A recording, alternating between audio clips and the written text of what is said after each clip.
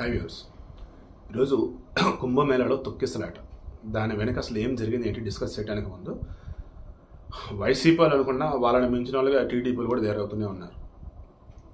రోజే కుంభమేళాకి వెళ్ళాను, ఐరన్లో గడుగు పెట్టింది, తొక్కిసలాట జరిగింది అంటూ పోస్టులు వైరల్ చేస్తున్నారు. తర్వాత ప్రకాష్ రాజు నాస్తికుడు, కోర్స్ హిందూ మతం తప్ప వేరే మతాలన్నీ ఆయన గొప్ప, హిందూ మతం మాత్రం పనికిరాదు. అటువంటి అతను ఏకం కుంభమేళాలో పాల్గొన్నాడు అంటూ ఫోటోలు ఇది చేస్తున్నాడు, వాళ్ళ మీద కేసు పెడతాని చెప్పేసి ప్రకాష్ రాజు. ఈ రెండింటి గురించే సోషల్ మీడియాలో నానా హడావుడి చేసుకుంటా ఉన్నారు. ఇటువంటి మూమెంట్ అసలు మహా కుంభమేళాలో తొక్కిసలాట జరిగిందా లేదా, జరిగితే ఎవరైనా చనిపోయారా లేదా, అసలు ఎలా జరిగింది ఏంటి?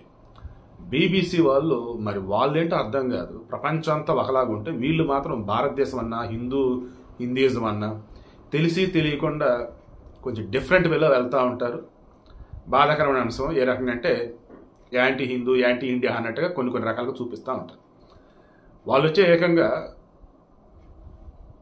ఆ ప్రయాగరాజులోనట, ఆ నది ఒడ్డునట నిద్రపోతున్న వాళ్ళనట పుణ్యస్నానాలు ఆచరించి వస్తున్నారట, వాళ్ళట తొక్కుంటే లేరట, అందుకు తొక్కిసలాట జరిగిందట, చనిపోయారట. ఏమన్నా సెన్స్ ఉందా? క్లియర్గా అక్కడ ఉన్న వాళ్ళు చెప్తుంది ఏంటి, త్రివేణి సంగమం దగ్గర సెక్టార్ 2 తమ్నేల్ ఏమన్నాను, తెలుగు మీడియా టచ్ దమ్ముని నిజాలన్నా కదా. ఒక హిందూగా ఒక భారతీయుడు నేను చెప్తున్నా, గతంలో పలు సందర్భాలు ఇదే మాట అన్నా.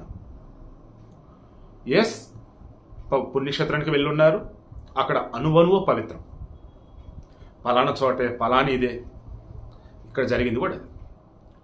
ప్రహ్లాదుడు చెప్పినట్టు అందుగలడని సందేహం అది అందుకే వెళ్ళడు సర్వేశ్వరుడు నా విష్ణు అన్నట్టు, ఆ విష్ణుమూర్తి సర్వాంతర్యామి అండ్ పవిత్రుడు పుణ్యక్షేత్రం కాబట్టి అండ్ అక్కడ త్రివేణి సంగమం కాబట్టి అనుకున్నారు. ఓకే, 12 కిలోమీటర్ల మేర కదా ఉంది ఏది ఈ స్నానాలు చేయడానికి ఘాట్లు అన్నట్టు. 12 కిలోమీటర్ల మేర ఉంటే నిన్న మిడ్ నైట్ సంగమం ఉంది ఏదైతే ఉందో ప్రయాగ్రాజ్లో, కరెక్ట్ ఎగ్జాక్ట్ సెక్టర్ 2లో ఉన్నది, అక్కడే మునగాలి. అది కూడా ఎలాగ అమృత ఘడియలు అన్నట్టు మిడ్ నైట్ 2 అప్పుడు మునగాలి. 1:30 to 2 మధ్య ఇన్సిడెంట్ జరిగింది. ఒక్కసారిగా వెళ్ళారు. అలా వెళ్తున్న మూమెంట్లో మనకు అందుతున్న సమాచారం మేరకు నార్త్ ఇండియా వాళ్ళు, అది కూడా ఎక్కువ కర్ణాటక వాళ్ళు ఉన్నారట. కన్నడ వాళ్ళని తక్కువ చేయను కానీ ఆ కర్ణాటకలో వీరశైవం అన్న దానికి సంబంధించి బాబు మనం ఊహించలేము. శ్రీశైలంలో ఆ వీరశైవం అని కొంతమంది నాలుగు బలిచ్చిన వాళ్ళు ఉన్నారు, కాళ్ళు చేతులు ఎరగొట్టి తెగ్గొట్టుకున్న వాళ్ళు ఉన్నారు, అంత ఇదిగా ఉంటారు వాళ్ళు.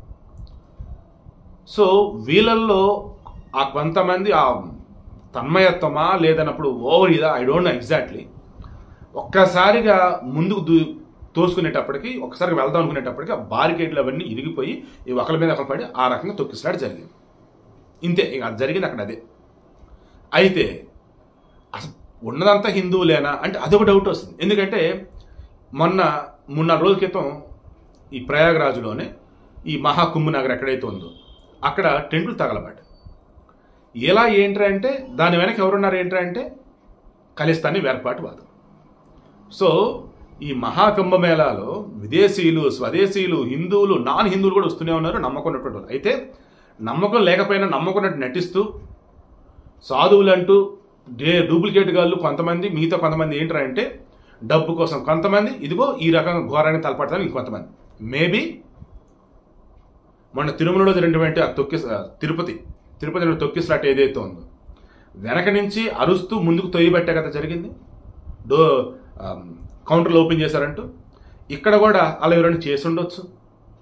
మన కలిస్తున్నాడు తగలబెట్టినట్టు ఇక్కడ కూడా ఏదైనా బ్యాచ్ ఉండేసి ముందుకి వెనక్కి లైక్ తోయటంగా చేసి ఉండొచ్చు.